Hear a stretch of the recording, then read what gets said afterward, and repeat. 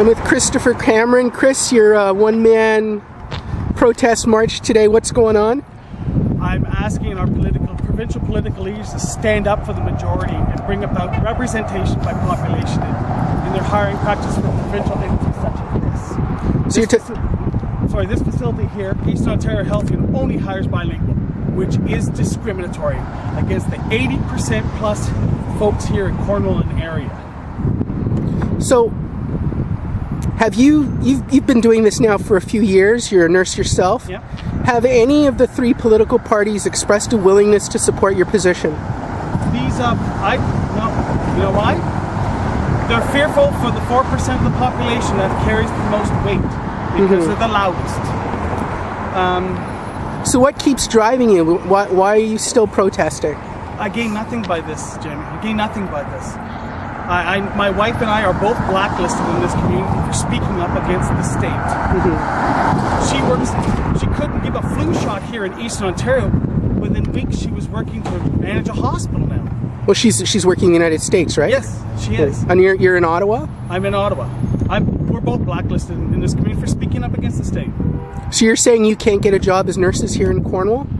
No, we're blacklisted now. My wife applied for 30-some positions at CCAC, and each time she had a block of positions came up, she applied for them, and the manager she followed up with the application process 3 times, and the manager kept saying to her, "We'll call you when we need a unilingual position."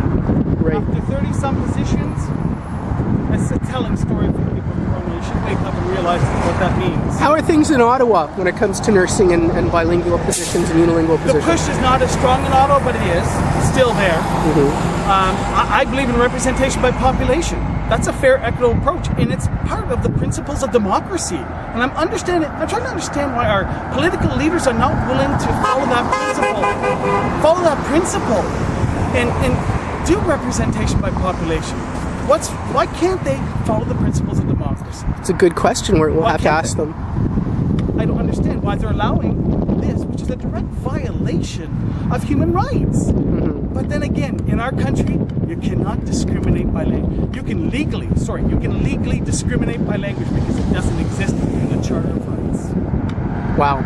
Yeah, and yet, United Nations has language as a term of discrimination.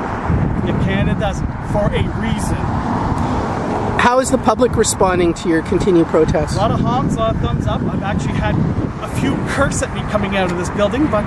Coming out of the building? Coming out of the building. From staff or I can't say if it's staff or not, but I was cursed at because I claim this is discriminatory, and it is. When you're eliminating 80% of the actually it's more like almost 85% of the population, you're discriminating against those because you only have one condition: bilingualism. Well, as a matter of fact, I think a lot of the people that work at this office actually reside in Quebec. Yes, absolutely. It's like that in Cornwall. Cornwall Community Hospital has a number of people, physiotherapists, that all drive from Dorval. Doctors. Our chief of staff, who's a great guy, great chief of staff, and he wants to move to Cornwall, but right now he lives in Quebec. Yeah, well, I hope he does move to Cornwall. It's great to improve our community with having a good physician here. Cornwall Community Hospital has a number of people who come here to work. But yet, do we not have any physiotherapists that are not bilingual? Because the terms, why these people are coming here, because they're bilingual. If you want to increase Ontario hiring, stop this fake need for bilingualism. Keep it representation by population. We're hiring Quebecers because they happen to be bilingual. They don't actually test. Of course, in Cornwall Community Hospital, they don't test for English. Right.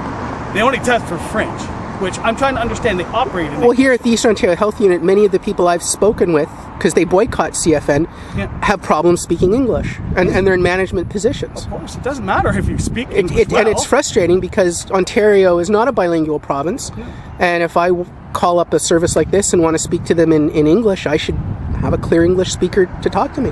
Yeah, but that's not the priorities here. The priorities is French. All right. I mean, if it was... Thank you very much, Chris. You're welcome.